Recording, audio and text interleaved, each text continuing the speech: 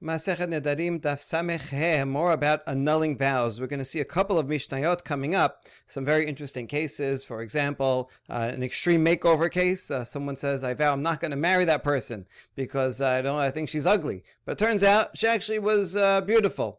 Or at the very end of the sugya, an important source about bankruptcy laws, like can a person declare bankruptcy and keep enough to just to live on, or do we take every last penny from him, which has a lot of relevance. But we start off with a law that says Tanya mudara na mechavero en matirin lo ela befanav. Someone makes a vow that affects another person. When you annul the vow, it has to be done in front of the other person. So, for example, if I say, you cannot have any benefit from me, right? We get into a fight, and therefore, I say that you can have no benefit from me. Now, you have to know about the vow, because if you just come over and then take a Coke from my fridge, you're going to be violating. So you have to know about the vow, and therefore makes also sense also that you should be there. If I annul the vow, I say, you know what? I feel bad. I didn't mean it. I didn't realize the consequences. And therefore, I'm going to undo the vow, and you can have benefit from me. When I undo the vow, it should be in front of you, meaning whoever is the object of the vow. How do we know that this baraita is true? Amar Rav Nachman, dichtiv Yomer Hashem el Moshe b'Midyan. So this is referring to a midrash that we alluded to yesterday, but this is the source of it, that Hashem told Moshe, while Moshe was in Midyan, to go back to Egypt because the people who had sought his life to kill him in Egypt have died. So Gemara is wondering, why does Pasuk emphasize that Hashem told him in Midyan?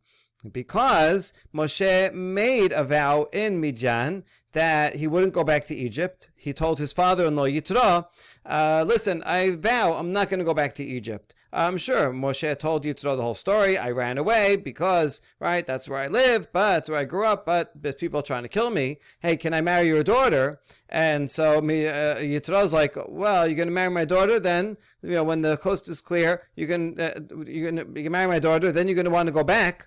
So Moshe says, no, I make a vow, I'm not going to go back. So because he made a vow in Midyan in front of Yitro, Hashem says, Lech v'ateh nidrach b'Midyan, dichtiv vayoel Moshe, en Allah ela Shevuah, dichtiv vayaveh oto be'Allah. Therefore, he has to undo his vow also in Midyan. Now, how do you know that Moshe made a vow in the first place? Because it says, Vayoel Moshe, which means that he wanted to stay. He was content to stay with Yitro. That's literally what it means, Vayoel Moshe. He was happy to stay with Yitro and marry his daughter. But the word Vayoel, the Midrash connects it with Allah, which means a Shevuah was a vow, same as a Neder, for this purpose. As we see in Yechezkel, Ve'voto be'Allah, he brought him under an oath. Okay, so putting this all together, Vayoel Moshe, from there we learn that Moshe made a vow to Yitro that he's going to stay and take care of the family there, and he's not going to go back. But then when it is time to go back, because the people have died, this is a new occurrence that has come, a new event. He would have expected when he made the vow that probably he's going to be persecuted there forever in Egypt, and therefore he can never go back. So when this new thing happened, Moshe sought to undo his vow. Hashem says, in Midyan, you have to do it in front of Yitro. Since you made the vow to Yitro and it involves him, therefore it has to be done and undone also there. All right, another source.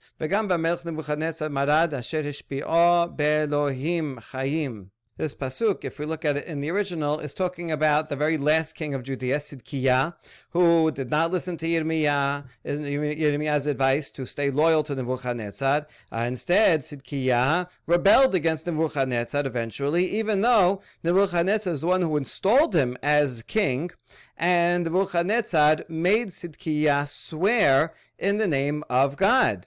but then he rebelled anyway. So in the Peshat, this vow is a vow of loyalty, a vassal oath, that this is Nebuchadnezzar is going to be the supreme king. And he says, listen, Sidkiah, I'll let you be the local king, but you have to be subservient to me.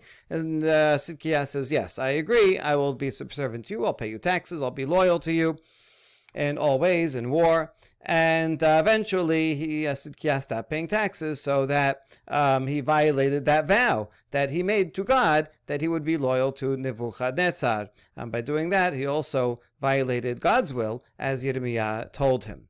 Okay, now that's the simple reading of the pasuk. Notice the original pasuk just says Ishbio Belokim, does not have the word Chaim, so that's why it's in parentheses here that the word Chaim should not be here because it's not in the original pasuk. Now, what does it mean that Sidkiah rebelled? So now this is a fantastic midrash, not just that he didn't give money, but something else. One time saw Nebuchadnezzar eating a live rabbit. Nebuchadnezzar was embarrassed. I guess he only ate these live rabbits in private. But for some reason, Sidkiah happened to be around and walked in to Nebuchadnezzar's dining room while he's eating this live rabbit. And so Nebuchadnezzar says, take an oath to me that you will not reveal my behavior to the public. I don't want it to get out. Sidkiah says, fine. I have an oath, right? I'm not going to embarrass you in public. This is just between me and you. Later on,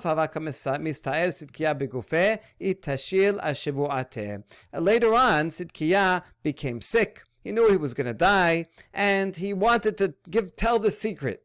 And so he went and annulled his vow. Now Sidkiah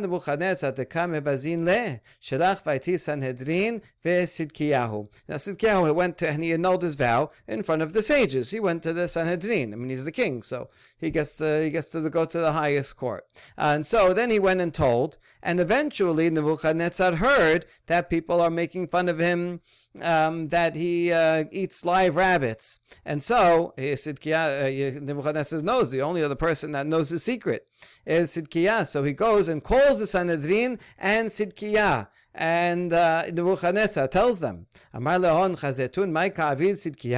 tells Sanhedrin, did you see what Sidkiah did? How he violated his vow? He made a vow to heaven that he's not going to reveal what I did. And now look how he went against his vow. What do you think about that, Sanhedrin? Sanhedrin said, no, it's okay. We annulled his vow. So he didn't do anything wrong. But Nebuchadnezzar, he knows his Daf Yomi. Nebuchadnezzar asked them, is that true? You really undid the vow? Yes, we did. Now Nebuchadnezzar, see, he knows his Daf Yomi. He knows the right question to ask. And it says, Sanhedrin, are you allowed to undo a vow not in front of the object of the vow? Nebuchadnezzar says, I am a party to this vow. He made a vow to me that he's not going to reveal my secret. Are you allowed to annul that vow without me? Right, in general, are you allowed to, do you have to annul a vow in front of the person who's involved in the vow, or can you do it without the person? Sanhedrin says, yes, indeed, the halacha is, as we just saw in the Baraita, that they can only undo the vow in the presence of the other person that is affected by the vow. And so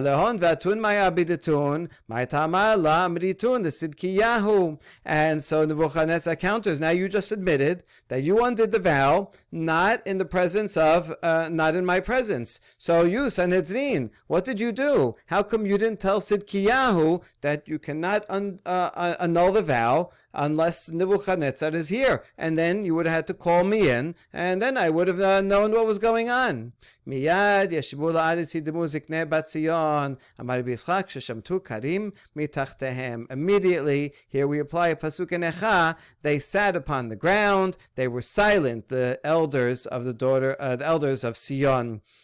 So the Zikanim here is referring to the Sanhedrin. Immediately when Sidkiah said that, they were embarrassed. and they realize, yes, they made a mistake. They were not allowed to annul the vow, and by doing this, they caused a terrible situation that now Sidkiah rebelled against Nebuchadnezzar by going against the vow, and because of that, Nebuchadnezzar came and eventually took revenge and destroyed the Beit HaMikdash. So all because they did not follow this halacha strictly. So Yeshu La'aretz, we take literally that the Sanhedrin, remember the Sanhedrin, usually they sit on cushions above, the students sit on the floor, and the teachers would sit on cushions. But when they realized this mistake, the members of the Sanhedrin took out the cushions and they sat on the floor to show their humility, remorse, and in fact mourning over what happened afterwards. Okay, very interesting midrash. And I'm not sure where they got that theme of the eating the live rabbit. We gotta check into that.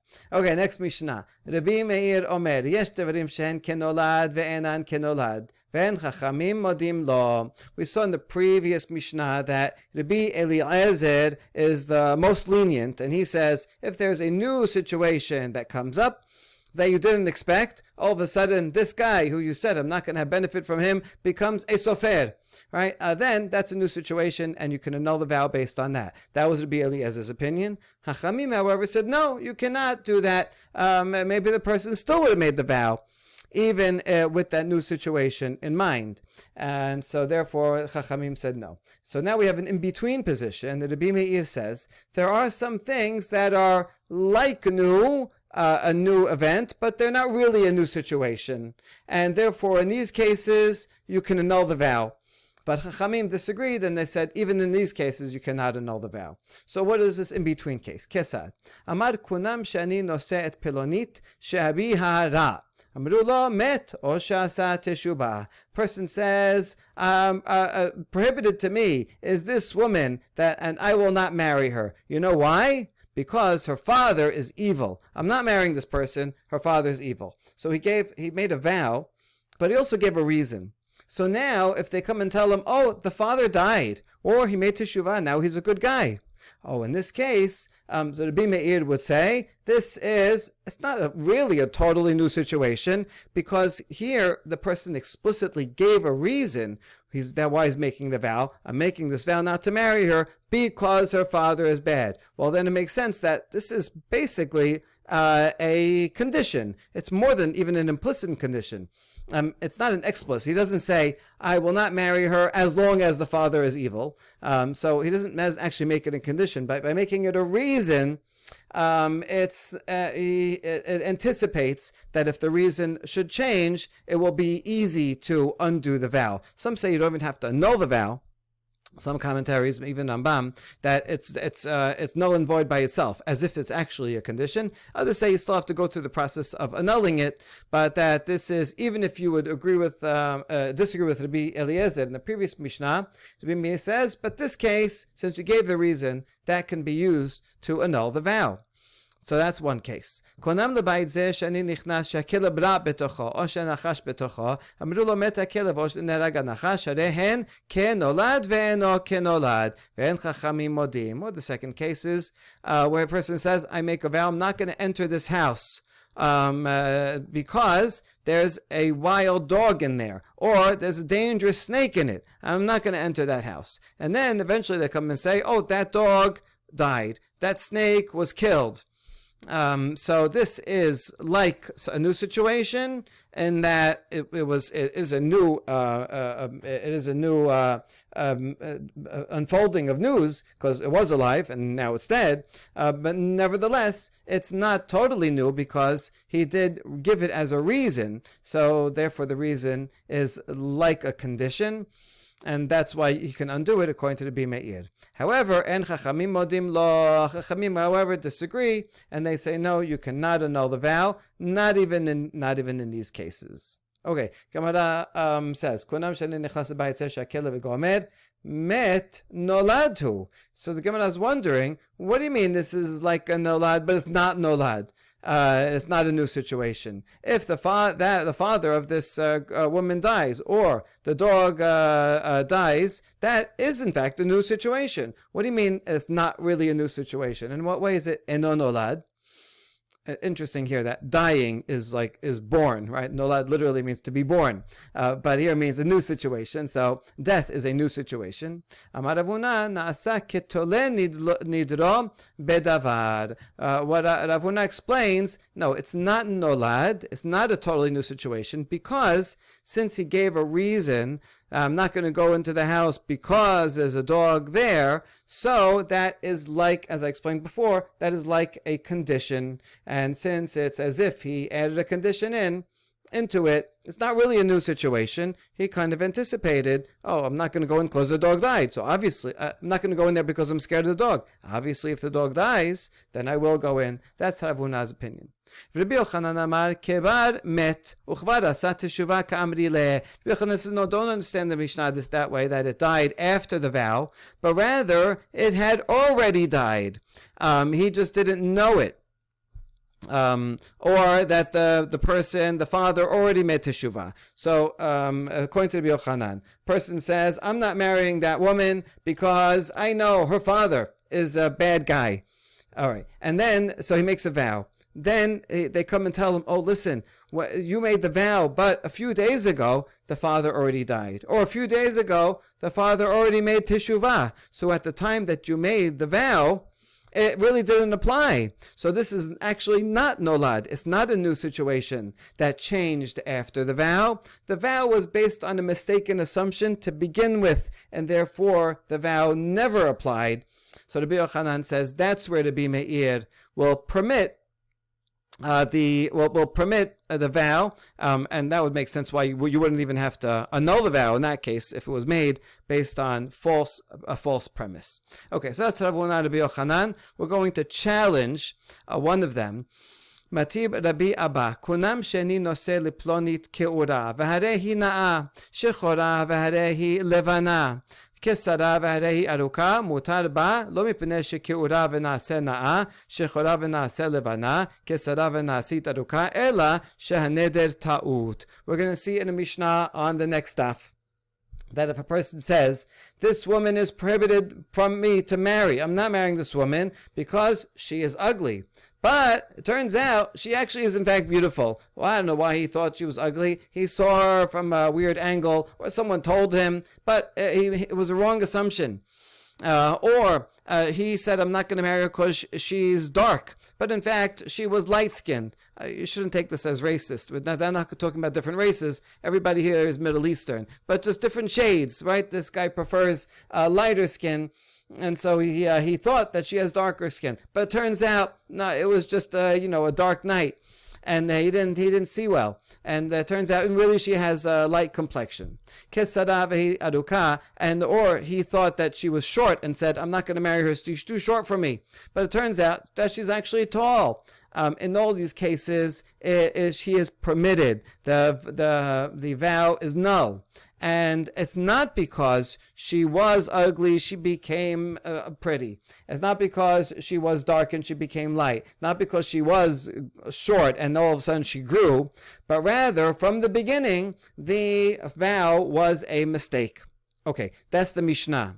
Now let's see how we can explain it. Bishlam al Ravuna damar nasa ketole nidro bedavar, Tana tole nidro bedavar, v'Tana neder ta'ut. According to Ravuna, who explained the previous Mishnah, the one that we just read, that the reason there is because it's like he made a condition where he says, I'm not going to marry this woman because her father is a mean guy. So that's one category that you can annul a vow if he gives a reason, because the reason we take as a condition, and therefore the vow is annulled.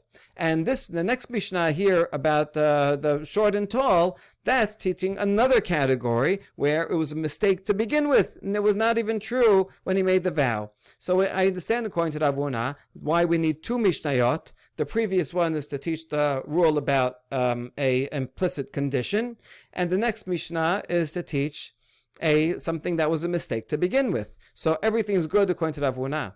But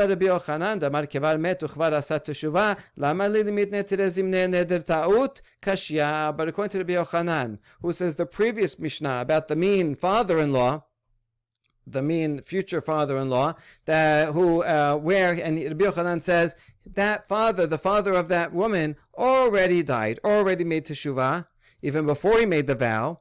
Well, then since that Mishnah already is teaching only the principle of neder ta'ut, and the next Mishnah about the short and tall woman is also about a mistake in neder ta'ut that was never true, well, then you don't need both Mishnayot. It's redundant. What, you're going to bring 100 cases of the same principle? And so therefore, Rabbi Yochanan, we cannot account for why you need two Mishnayot about the same very case, and so therefore we leave that with a question and we don't answer it.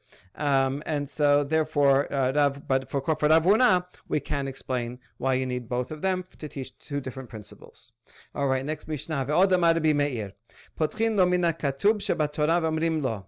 אילו היית יודע שאתה עובר על לא תיקום ועל לא תיטול ועל לא תשנא את אחיך בלבביך ואהבת לך כמוך וכי אחיך עמך שהוא עני ואין אתה יכול לפרנסו, אמר אילו הייתי יודע שהוא כן לא הייתי נודר, הרי זה מותר. Okay, Rabbi Meir said further, if you want to annul a vow based on a pasuk in the Torah, and you tell the person, listen, you made a vow that you're not going to give any benefit to that person, right? I don't know, he was your friend, you got into a fight of some sort, and you said, I'm never giving you anything again, you are prohibited from receiving anything from me. Now, by doing that, you are violating don't take vengeance, right? Maybe he did something to you, and now you're taking revenge against him. But this is not permitted. Don't be vengeance. Don't bear a grudge. By doing that, you're bearing a grudge, right? He didn't lend you something one time, and now you can make a vow. You know what? I'm never lending you anything again. This violates a law. Don't hate your friend and your heart. You should love your friend. And now you're violating any one or all of these commandments. Would you have made the vow if you had in mind that you're going to be violating these fundamental laws? If a person says, you know what, I didn't realize when I made the vow, I said it out of anger, and I didn't realize that I'm violating, I don't want to violate these laws, and I never would have made the vow had I known this. In that case, according to the Rabbi Meir, you can annul the vow.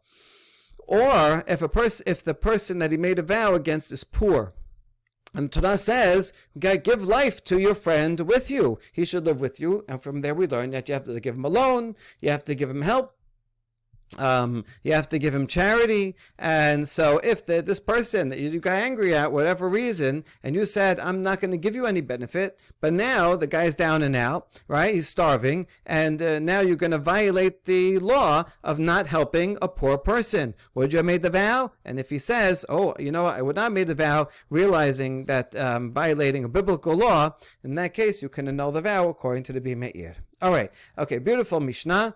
Gemara asks, Amalhu Rav Huna bar Rav Ketina Rabbanan, Nema kodemi ane lav alay nafel, mai demate li lefarneso behade kula alma mefarnasna le. So Rav Huna tells the son of Rav Ketina, tells Rabbanan, wait a second, this guy who made the vow, he doesn't have to answer this. You know, would you have made the vow knowing that you're violating not helping your brother?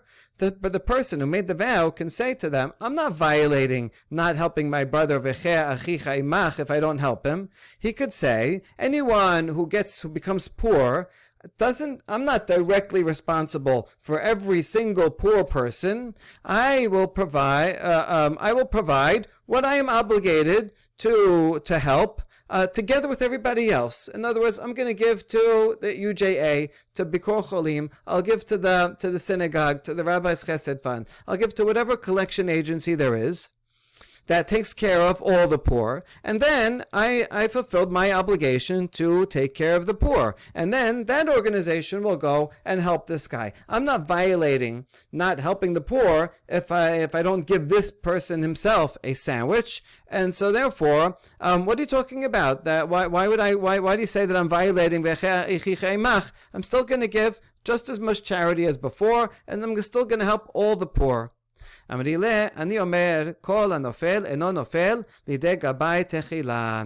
so the rabbi said back to Rav Huna that we would tell that person, this person making the vow, who had this seemingly legitimate claim, he says, no, when someone falls into poverty, they don't first directly fall into the hands of the charity. That has to go to the gabai. In other words, a person doesn't become totally impoverished immediately. They originally have a job, they have a livelihood, they have wealth, they're okay. And then what happens is step by step, they lose their job, and then they have to sell off their savings, and so on and so forth until they end up being totally destitute. But the point of the pasuk is you should help the person on the way.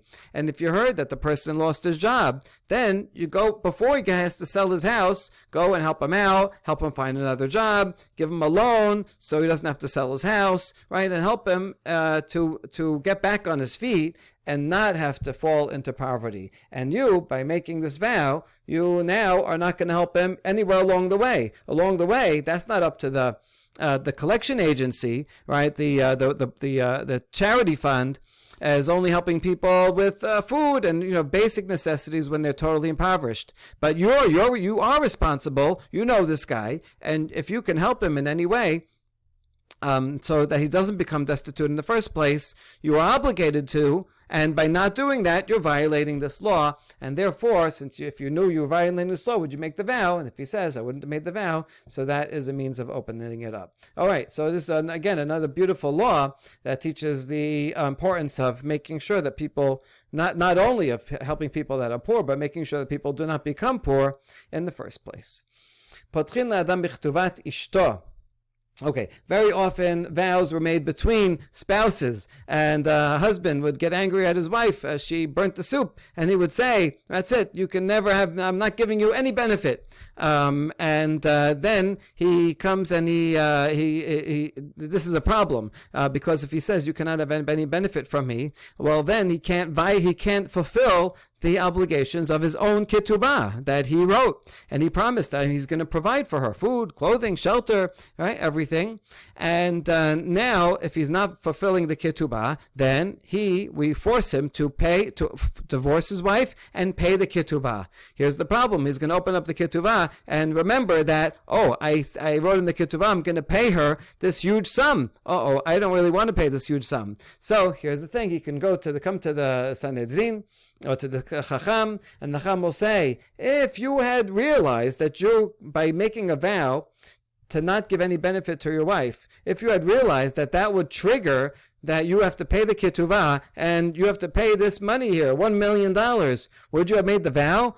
If the person says, oh no, I didn't, I was just angry about the soup, but I never would have made such a vow knowing that I have to pay $1 million now. So that is a valid reason to annul the vow. We have even a story about this. One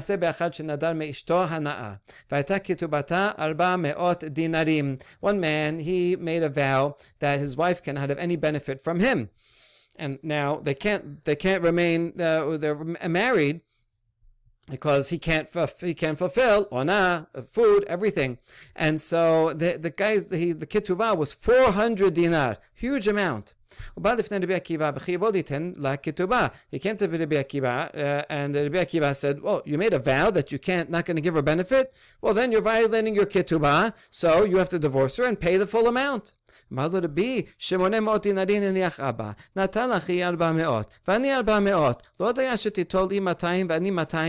husband's now negotiating. He says, Rabbi Akiva,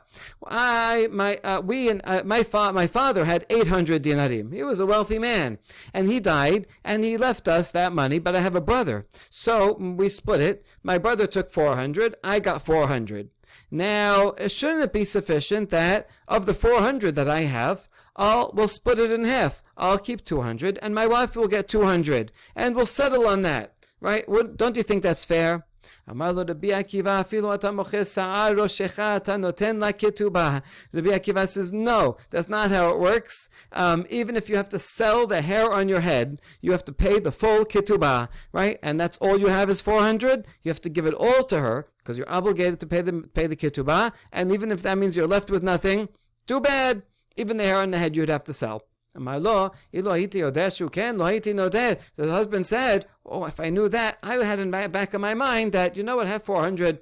Well, I'll go to civil court, I'll go to New York court, and they'll make me split it. That'll be sufficient. That's what I had in mind. I didn't know this. And if I knew that I would have to pay the full amount of the ketubah, and I'd be left with nothing, I would never have made a vow. Rabbi Akiva says, oh, in that case, this is a valid piticha, and Rabbi Akiva annulled the vow based on his unwillingness or and not realizing that he'd have to pay the full amount of the ketubah.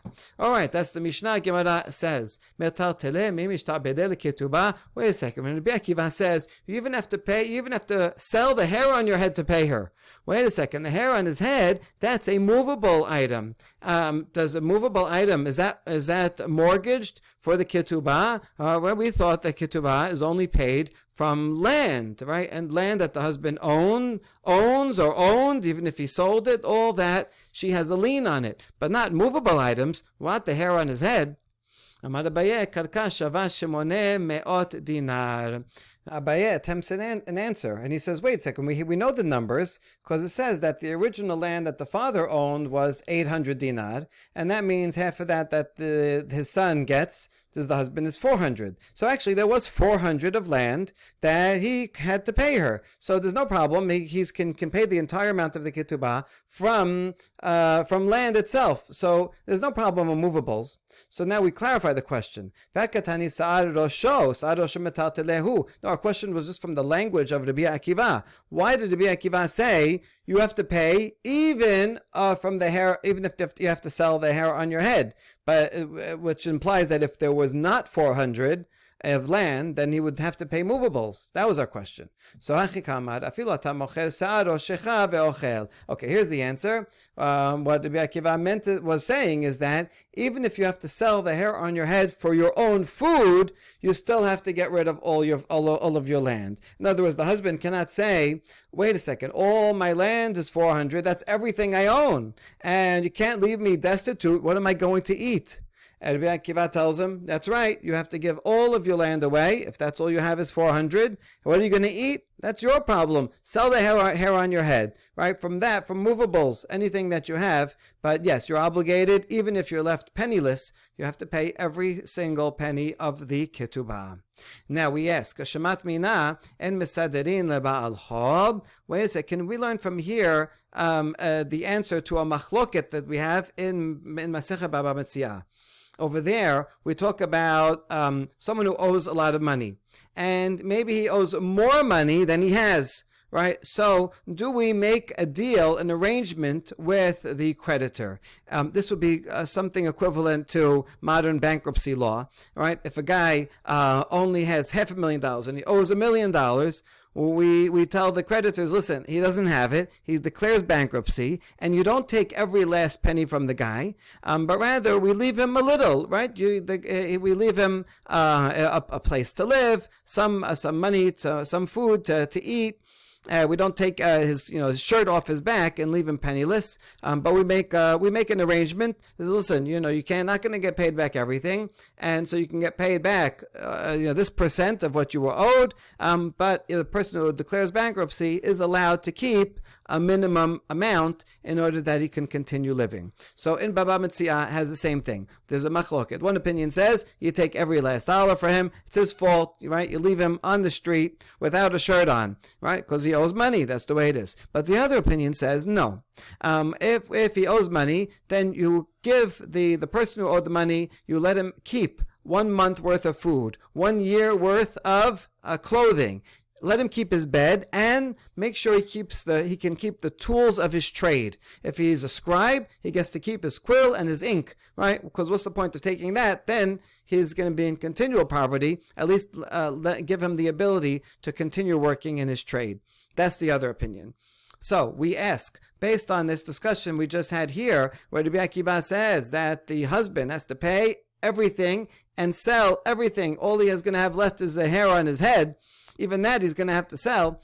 No, we leave him with nothing from the land, and he'll have to sell the hair on his head to eat. So can we learn from this that an answer to our machloket over there, that we do not make an arrangement and we leave the creditor with absolutely nothing. We don't make a deal with the creditor and we leave the person who owes money with absolutely nothing. Can we learn from that? And we say not necessarily. Amar Rav Nachman berebi Yitzchak lomar she'en mekarein shetar ketubah. No, even Rabbi Akiva might agree that we'll leave the guy with some money. Let's say out of the 400 dinar, we're not going to leave him destitute. We'll leave him 10 dinar so that he can at least eat and continue to have somewhere to sleep and have some clothing. But we don't forgive it altogether. We don't tear up the marriage contract to say, oh, you're paid in full. No, you're still going to have to pay that eventually, right? So you pay everything that you can now, have some left over so that you can live, continue to work, and then eventually, when you make more money, you'll pay the rest. So therefore, even in this case that the Rabbi Akiva says you have to sell the hair on your head, that means that you will have to pay the full amount eventually. But it could be very well be that we make a deal at this point to say that you pay as much as you can, but you still keep a sufficient amount to live. Baruch Adonai Leolam. Amen ve'amen.